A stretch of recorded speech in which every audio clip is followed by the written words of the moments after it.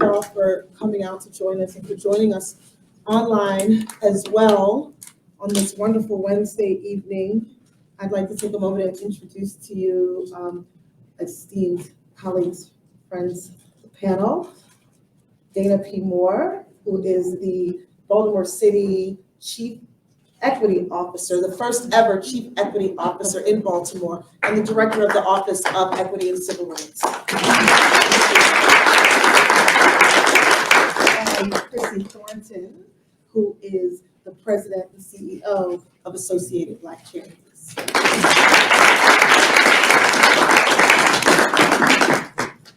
I have so many places to start. I'm going to point out that we had an opportunity to watch it last week. You teared up again today. I just saw that.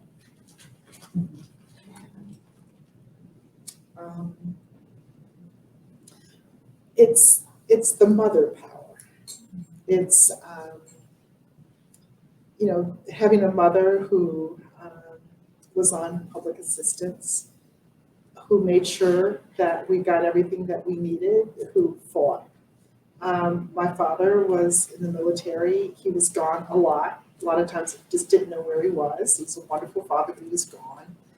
And watching that film just took me back to that time. We lived in California in 1969 and then moved to Washington, D.C. Right after the riots in Washington and across the country.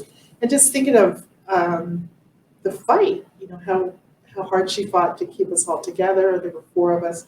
She used to say, "I don't know what to do with you raggedy children." And it was loving, very loving, but we were raggedy children. We were hard, but she never gave up on us. And I think it was just realizing how, as mothers, you fight for your kids. You fight for your kids.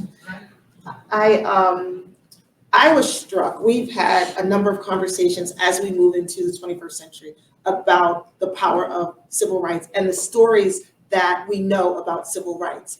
And this is not a story I knew. I didn't know of any civil rights stories.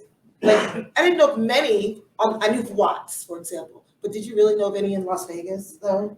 So that was unique to me. But even more unique to me is that we are often not hearing stories of Black woman-led civil rights pieces of our story in our history. And so, leaving from Black History Month and entering Women's History Month, I think this is apropos. This is the right time. But I'll ask you, Chrissy, why do you think that Black women's stories are not as pronounced over the years in the civil rights movement? Well, I want to first acknowledge that when I discovered the story and we were asked to participate and had not heard of Ruby Duncan and had not heard, I actually felt robbed of not knowing about her, not knowing about this movement, and not having known about this representation, which I think is really, really powerful. So if you look at Black History Month in 2023, the nation took a little bit of a different lens to celebrate. Of course, celebrating and acknowledging, but we had this whole theme of Black resistance. And it was because of the notion that, yes, while we celebrate and while we acknowledge accomplishment, we cannot continue to just tell the same narrative, right? We can't continue to lean on Harriet Tubman alone and lean on Martin Luther King alone. We have to bring stories like this to the forefront, because historically, it has required Black people in general, Black women specifically, to resist to make any progress. And so when stories like this one are left out of the narrative, we are literally robbed of what we need to be successful in our movements today in 2023. This is a type of narrative that we need to stand on and lean on to be successful in eradicating the obstacles and the barriers and the systemic structures today. Yeah, I think when you talk about resistance and organizing and pushing an issue, historically we really looked at Black men who were the leaders. Martin Luther King was amazing, but there was Coretta. Seeing Coretta brought me to tears because she was such a force in her own right, and she actually came to Baltimore maybe 15 years ago and getting the chance to meet her and literally hold her hand, maybe 20 years ago. But my husband and I went to Selma, Alabama, and Diane Nash was there. And was she there? And I hadn't really, I live with a historian, and meeting Diane Nash and hearing her story, it just gave a whole different complexion and perspective to the civil rights movement, and why women were overlooked. I think patriarchy. In a word, patriarchy. And And to actually take that and put an even finer point on it, I think that it is clear that Black women were left out of the suffrage movement, and then also were marginalized in many, many ways during the feminist movement. absolutely. And yet I see this story as a level of suffrage and a level of, obviously, a great level of feminist action. And so I think that it's important for us to frame it, even it's that big. Well, I think it's huge. This is just one story, but Ruby Duncan tells us when they went across the country and they got their collective of welfare rights organizations, who were they led by? Women. They talked about in the movie, 1,000 people stormed Caesar's palace. Half of them were children. Why? Because women. We talk even in Baltimore and other places, we talk about there's so many children in poverty. Why are so many children in poverty? Because their parents are in poverty. And it doesn't make any sense at all to me that women would be left out of the narrative or overlooked historically, but this is 2023 and that's not happening anymore. The film discusses welfare queens and the trope and the perception of welfare queen, and gives a little context as to how that started.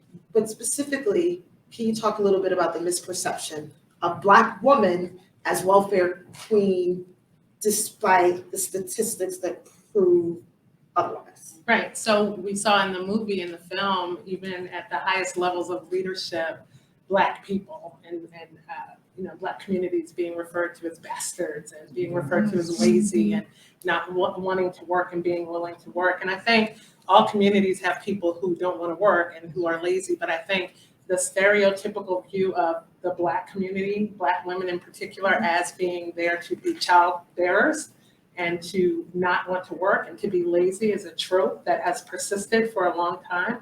And I think it goes back to why has this story not, but this story is so dangerous because what it does is it removes a barrier of belief that you have to be legitimized to act, that you have to be highly educated, that you have to be esteemed to act. This story represents for any and everyone that if you have a heart and a passion to make change, that you can do it. And so I think the trope of the Black woman in particular being lazy, not wanting to work, these are things that, like any other stereotypes of communities in particular, have perpetuated something that is just so untrue. Black people, just the nature of Black people that built this country on our backs. We are not people who don't want to work. Black women in particular know we have to be the most educated. We have to work twice as hard. So we're not a people that are not willing to work hard. And I think the stereotype has allowed people to continue to disenfranchise our communities over generations. I agree. In your work, looking at equity from a very localized lens, do you see specific ways that poverty and misperceptions of women in poverty affects women today? Yes, I think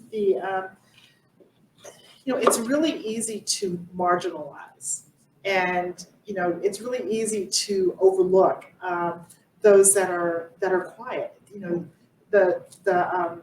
The voice. You have to work to hear the voices of the unheard, those that don't speak, the ones that have been actually, truthfully beat down over years, who are, succumbing, who are, why should I speak up? Because nothing ever really changes. And the work that, that I feel like I'm charged to do is to find those voices, is to pull them out and to make sure that we hear them. And government has an absolute duty, an absolute obligation to hear those voices. I got an email yesterday just asking me, it's from an agency that's going out and trying to communicate in historically marginalized communities. And the author said, I need help. And I, is there something you can give me that will tell me how to talk to people? So I feel like crying now because it breaks my heart that people don't know how to talk to people. We're just people. But what gives me hope is that the question was asked, that someone said, I need help. And poverty is, to me it's a sin. No one should live in poverty. No one should want. One of the things that Mayor Brandon Scott did was to stand up as a test, a guaranteed income program for young families with children. And yeah, I think I heard finger snap. Is that? But anyway, I mean that's just a really good thing, and I believe that it will be hugely successful. Yeah. And then in your work, where Associated Black Charities, has as a mission eliminating the racial wealth gap, how does access to support from the government actually, do you find it to be a barrier? Because sometimes it can be, or is it supportive of that mission? I think overall equity and access is the precursor, the root cause for these situations. So before you get to needing access to benefits and services and support from a government agency, if you look at the root causes, inequity, disparity, the results of systemic racism have put people in these predicaments in the first place. And so the goal for me and what we're looking at is first to eliminate the barriers that have been created by structural processes that have existed in our country forever.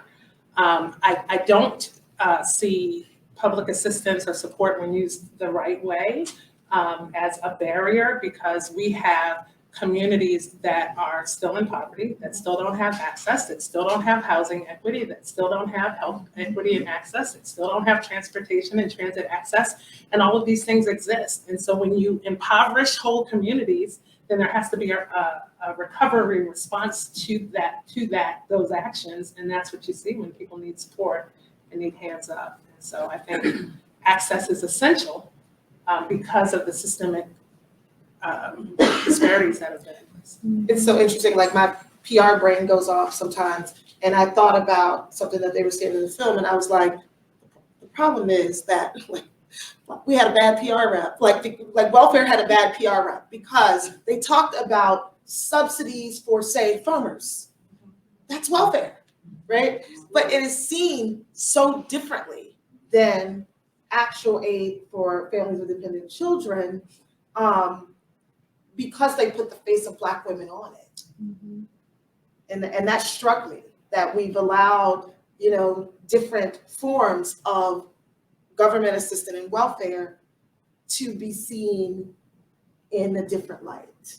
And I think too, when I look at what I really take away from this story, it is the concept of self-determination. At one point I saw it posted in the movie Self-Help, I think was the name of one of their movements. And it is something that continues today, where we have lawmakers and we have strategists making choices and decisions without involving and including the community's voice. And self-determination is so powerful in all marginalized communities, to give them an opportunity to weigh in, to participate, and to bring healing because they know what they need. And I think for me, that's a concept I took away with. Yes, when we looked at the program from the lens of Black women using it, it became very derogatory. However, what they found was a nation full of Black women really determined to improve their own situations with the power, the fortitude, the passion to get it done. You and I had an interesting conversation. We've had a number this week after watching it, but one of the most interesting ones I thought was when we talked about the women who were the way in which a woman in the 60s and 70s had to be even stronger to walk away from the support of a marriage than, say, today, because of where it left them. And so I thought that was an interesting takeaway, that we have not been consistent in our thoughts of all the ways in which Black men have been forced out of the home and or women had to leave to start over, and how, it was Brazen that was in that time. in that period. time. And to see that those are the choices they made for their own safety, for their own well-being, and for the safety of their children is really admirable at that time. I think, we know that time period painted a picture of women who didn't have options, women who were betrothed to situations that weren't supportive and healthy for them. But I also, I have my own lens, and we talked about this. I have my own lens as far as post-traumatic slave disorder and how that impacted the Black family and the breakdown of the Black household, and obviously the criminalization of the Black man and these other things that help to, I think, disengage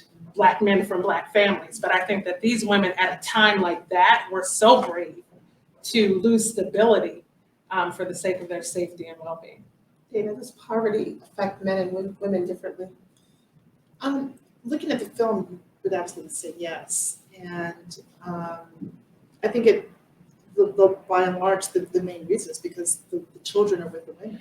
Mm-hmm. And, a poor woman alone can go far. A poor woman with children, let alone 6 children, it's extremely difficult to work your way out of, as opposed to a man who is not with the children and really not taking responsibilities and doesn't have the same challenges. And one of the themes that comes through in the film is, and I've talked about this, is the monetization of Black and brown bodies. Mm-hmm. And if you really listen carefully in this film, there was one line about the law that was set up for the welfare specifically excluded domestic workers. Mm-hmm. Who were the domestic workers? It was the women. Flashed very, very quickly, man in the house. That was the whole effort to say, if you had a man in your house, you didn't qualify for the welfare support. And what did that do? That totally deconstructed the Black family. So, but it does affect, I think women definitely are more affected in poverty than men, simply because of motherhood and taking care of the children. Yeah. And interestingly, the film never, ever spoke about the man's responsibility to the family or to the children. Ever, within the context of what was presented to us. There were a lot of references to violence and abuse and other outside relationships, and so but that was the reality of these women. Yes, I thought it was very deep, and it could have been with a lens of some time. They were very matter of fact. Like, I just had to pick up the kids, pack them up, move on, and figure this thing out. Mm-hmm. Which is what we do. She said, I didn't like it. She said, he'd come home and slap me around, but I got tired of that, so we're out. You're out. And that was the same energy, though, that they approached everything. Yes. You want me to be president? All right, I'm going to do that. We're going to meet, we're going to march, we're going to get arrested. Yes, we're going to do that too. Let's go. That was the energy, because they didn't have the privilege to be any other way. The survival of their families depended on their willingness to fight their own battle. Mm-hmm. And so I think that is a resilience that you often see in Black women, because we don't tend to have privilege to show up any other way. And it can be mistaken for being aggressive or being loud. I like that they called her loud, but then they made that a positive attribute. Because she was loud, she was properly positioned to lead this movement. And those are traits that we have sometimes inherently as Black women that can be misinterpreted, but those are also the traits that help us survive and thrive in disparate situations. Yes. I got an email today from a colleague who thanked me for, this is years ago, we were in a meeting and a man came in and she got up to give her her space and said, sit back down. I said, don't you give up your seat for nobody. Sit back down. And she sent me a note today saying, for Women's National Day of the Women, because I want to thank you for telling me not to give up my seat. So women, don't give up your seat. Keep your seat. Use it. Right? I mean, that voice was amazing. It was an amazing tool. Just a reminder, we are live streaming, so if you are watching us on the live stream and you have a question, there's a chat box. I will get them here and I can ask them to our panel. I would also like to invite audience questions at this time. So, who wants to go first? Hi, Cheryl. So I have a comment and a question. The comment is we were talking about the stories we don't know, and I just finished the book Master, Slave, Husband, Wife. It was published just, I think, in January of this year, and it's a story in the 1850s of a woman who was fair enough to pass and passed as a slave owner with her husband as her enslaved person and traveled from Macon to Philadelphia to freedom on to Boston, eventually in England. She was an abolitionist with names we would have heard of. Why have I never heard this story? You know, I don't know how many of you had ever heard this story. So it's an example of that and the importance of how not just women's stories, her husband was involved, there were others involved, about how we think in terms of there are counties in Florida where this story might never be told. So we need to think about that, and I appreciated you bringing it up in that context of this story, that this idea of making sure our stories are told, that we know them and that we share them is important for the broader community to understand and to empower us to know that if these things were done in the 1850s, that we could be doing them today. My question is around, and my question is always around this, so what's keeping us from doing this now? And what I appreciate about Associated Black Charities is that it brings organizations together. The woman, I'm sorry I didn't catch her name, the filmmaker, who said, okay, think about what you're seeing and what you can do. But people are starting new nonprofits. We're not coming together. We're not getting things done. And I'm wondering about what the opportunity is there, how we can work together to get things done, because what she said in 1960 is still true today. What we're doing now ain't working. Right. What can we do, repeating it just a little bit for the microphone, for the at-home audience, with organizations that are conveners like Associated Black Charities that will continue to put organizations together and in place to move the conversation forward and bring new stories forward as well? So I think to your first point, one of the things that we talked about kind of pre-session that we identified is that the war on things constantly shifts and changes in America, right? So we're committed to the war on poverty, and then it moved to the war on drugs, and then it moves to the war on, love and other things. And so one of the things I appreciated most about Associated Black Charities in its 38th year is that it is singularly focused on the impacts of racism. And while that takes many different iterations and affects people in many different ways, it's racism, it's structural, it's systemic, and that is the mission. And I think one of the things that stops us, I think, from working a little bit more collaboratively is that there's focus shift. Everyone believes the same thing, wants the same thing, but we got to approach it from a different angle and a different way. Racism is racism, right? Disenfranchisement is disenfranchisement. As soon as we start to separate and break down our communities, so we have, the Black worker, and then we have, aging Black people and queer Black people. At the end of the day, one of the things is that Associated Black Charities stands for the Black community in its totality.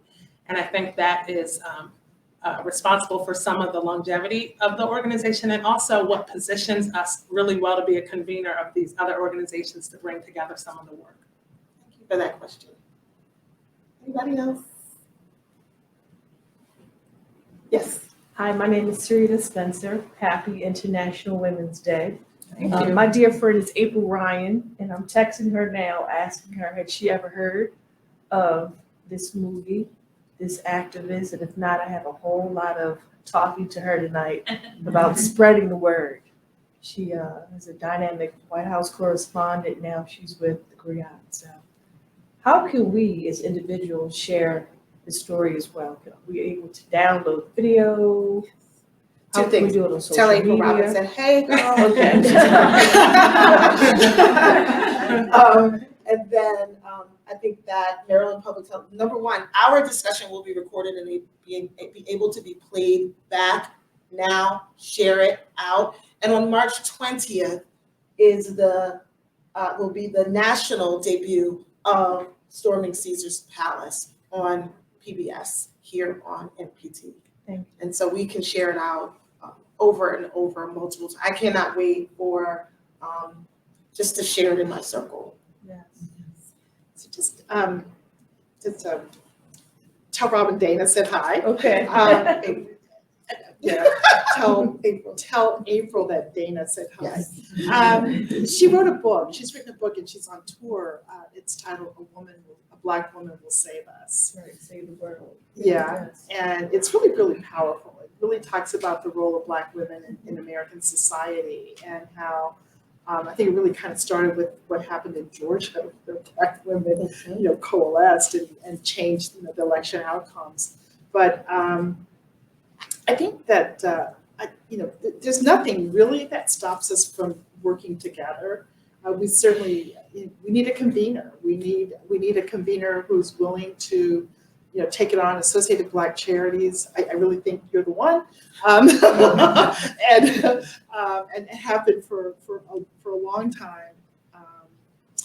The time is now. Things aren't a whole lot. They're different in a lot of ways. But if you look at what's happening politically, economically, socioeconomically, I feel oftentimes that we're at peril. We talk in my house, we've got to keep our passports close because we might have to flee. Go north, child, go north. But because it just sometimes feels, dangerous. Like, what really is happening here? The thought that former political leaders might come back. What is that? I mean, are we ready for that? No. So what are we going to do? We really, I think that we have all the tools right now to join forces and really, what is the saying? Power yields nothing without a demand.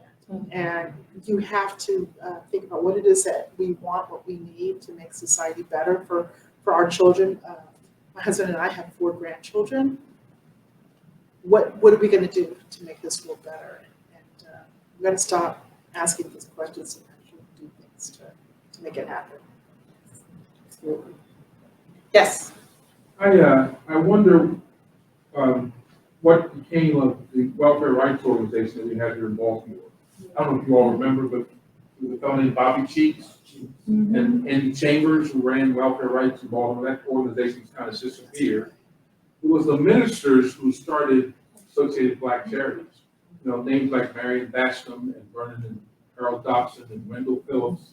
But those men at one point had a United Way Sunday, where they urged people not to support the United Way unless they opened up and gave money to Associated Black Charities. So there was organization and there was effort. But it's just interesting now that the national voice of welfare rights is Bishop Barber, right? We saw only briefly in the film. But he's trying to organize people, all sorts of people who are poor, to vote and to move and to act. It is hard. It seems to be very, very hard.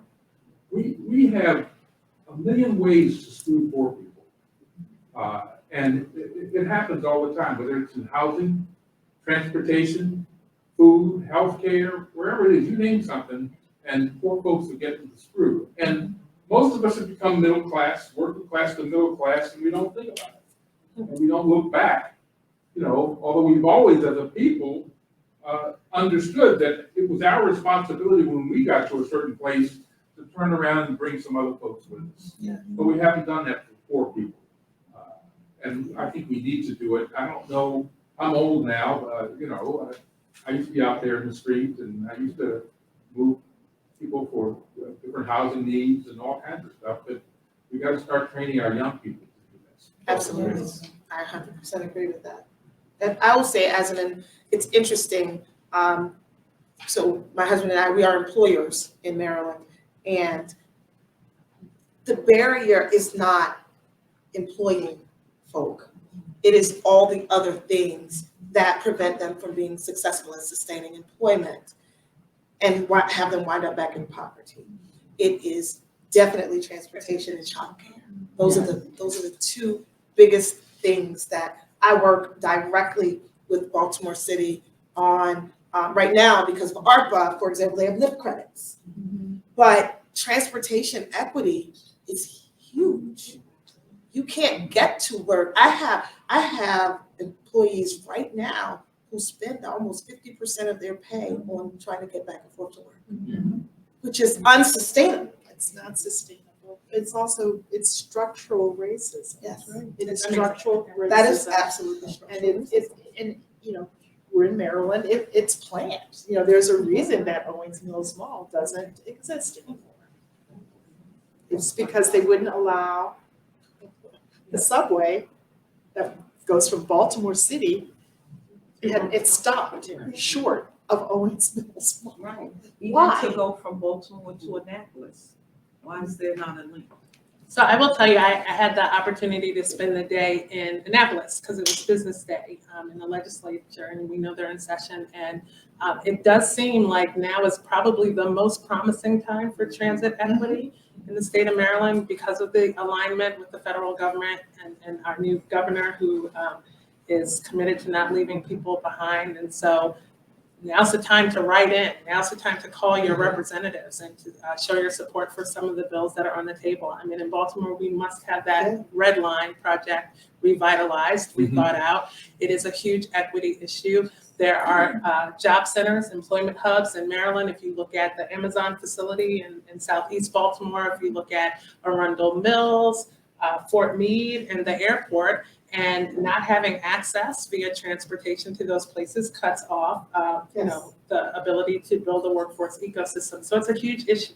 On top of the fact that it literally takes at this point over 90 minutes to get from East Baltimore to West Baltimore, which is stopping businesses from wanting to invest in West Baltimore. So it's all very, very cyclical. And one of the things I wanted to say is that I love that the filmmaker started this by saying, if anything happened, you know, most of us who are working people and even working people who are doing well are one paycheck, one illness, one catastrophe, one, problem from ending up in a situation where we are not able to meet our needs. And so it's so important for those of us who quote unquote make it or consider ourselves successful to not forget that, right? And leave people behind.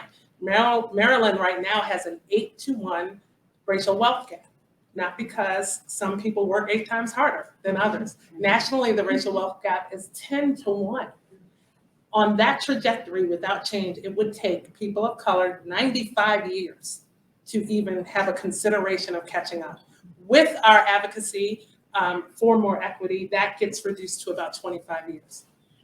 Still not good enough, better, but not good enough. And so I think it is, while poor people need to participate actively and inform the advocacy, we all also do need to look back and remember that we are likely one situation from being in need, like many of our brothers and sisters in the community. Our virtual audience has a question about, more globally, what has really changed today from the film, and more specifically, I think I saw on there something about, like SNAP benefits being diminished, and the question specifically is related to the WIC program. Is it's being discontinued in some ways, how is, like, what do we do? That's the question. People have to speak up. You have to organize. You have to protest. But it's not just the job, the responsibility of poor people. It's all of us have to do it. And I'm the city's chief equity officer and the director of the Office of Equity and Civil Rights, and I think that means that we have a responsibility to look at the laws that are on the books and deconstruct, the ones that exclude women who are domestic workers. We have to stand up and say, no, we're gonna keep the WIC programs, women, infant, and children. We have to use our voices, our seats at the table to stand for our brothers and sisters, because if we don't, who? So that's the only thing that's gonna make a difference. You know, I look at small things. I remember a couple of years ago when, during the pandemic, we were all Instacarting, right? And you could not get many of the grocers to allow SNAP benefits and WIC to be used on Instacart. So you're putting a burden on people who more than likely have small children to not have the same conveniences. Delegate Stephanie Smith was very instrumental in ensuring that Instacart in specific and other meal delivery services were allowing the same delivery and virtual options for people. And I think it just takes somebody who just kind of gets it and cares on a very granular, and she's a mama, on that level to say, hold up, something about this just doesn't seem right. Like, we're putting a burden on people who are already impoverished. It's unfair. It's just plain old unfair. I think we have And time. I just want to add that it really goes back to listening to the communities, because a lot of times when we're in positions to make change or positions to define strategy, we decide what communities need. But when you go out and actually put your ear to the ground and listen to the community, maybe it isn't WIC reform. Maybe it really is the fair situation and access to transportation, or maybe it really is access to education. I think we have to allow change to be community informed, or we'll continue the cycle of not meeting the needs of the people who are left out. And I just have to say, I think it's all of those things. And I think that we have the capacity to do all of them at the same time. My name is Michelle, but I just wanted to say thank you guys for this panel and thank you guys for this, because I was just telling my friend Terry, like, we literally did not hear about this in school, right? They didn't teach us anything about this woman in school. So this was very eye-opening, especially someone mentioned that they just cut SNAP literally this month. As soon as March 1st hit, they were like, okay, no more, you go from having $300 in food stamps to now you get 180. I was on the phone with a lady at my job earlier, and she said now they cut her, she's down to $14. How is somebody supposed to live off of $14 food, And then they're trying to make it fun, because they said there's a $22 a day challenge. You know how like the kids do TikTok challenges? Now it's a $22 a day challenge where they're trying to see if one person can live off of $22 worth of groceries for a week. Right? It's insulting. It's very insulting. It's insulting. It's very insulting. Yes. And so I just wanted to say thank you guys for this. This was so needed. This was right on time. I also wanted to say, with the cut to SNAP, and then in Baltimore City, there are so many food deserts. Right? Absolutely. So on top of people not having enough money to afford food, not having the transportation to get to a market, there are no markets around, right? So it's like, what are we supposed to do? So for me, who I'm a Baltimore resident, I'm a Baltimore native, born and raised, I don't live in the city anymore, but I try to give back as much as I can. I just want to know, what can I do, right? Like, I know that I can get together a group, I know that I can protest and I can rally, but what can I do in this moment to help those in need? I What will do you guys do? I will repeat that back, and it's such a wonderful question. From an individual level, people who have the capacity to lean in a variety of ways. What are some very, substantive ways that individual people can lean in this moment to support poverty initiatives? Well, I have a slight bias toward, where I would direct your support and help. But what I will say about Associated Black Charities as it shows up in 2023 is that we are conducting community listening sessions. We had our first one in February in Cherry Hill, South Baltimore. This month will be near Hopkins and Johnston Square and Oliver. And we are listening to the communities to hear their needs. We're listening to what's going well in the communities, as well as the needs that they feel should and can be addressed. And you would be very surprised that some of them are very solvable very quickly. So for instance, in Cherry Hill, we learned that the Cherry Hill Middle Elementary School has an under-resourced library. The library has 12 books. And as we sat there and listened to that being a community concern, I'm like, you know, sometimes we feel like the problems are so insurmountable and we cannot help when if we just listen and then realize that these are very solvable problems. So now we have collaborated with some partner organizations to make sure the library is not only resourced in the school, but that we have enough overflow so that the children can build library corners in their homes as well. So I will say from that lens, certainly welcome to partner with us. As we continue this tour, I'm sure we're going to continue to identify needs that are readily solvable if we learn about them and know about them. So I invite you to connect with us, but I'm sure there are many, many ways to serve the city.